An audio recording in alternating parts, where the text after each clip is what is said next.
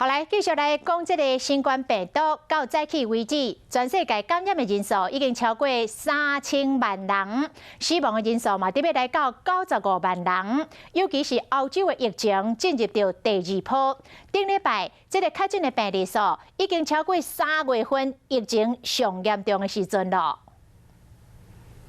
新冠病毒为今年初开始伫咧欧洲最难，真侪国家拢开始封城。 虽然真有效，不过无偌久，疫情佫开始摊开。In the spring and early summer, we were able to see the impact of strict lockdown measures. Our efforts, our sacrifices paid off. In June, cases hit an all-time low. The September case numbers, however, should serve as a wake-up call for all of us.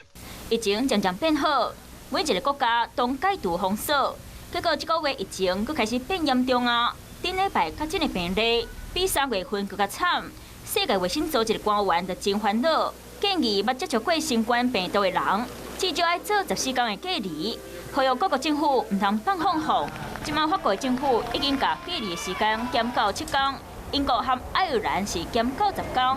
别个国家包括疫情上严重的西班牙，嘛伫咧考虑把隔离的时间变短。 西班牙即马确诊的人数，伫咧18号下早啊，已经累积超过62万人。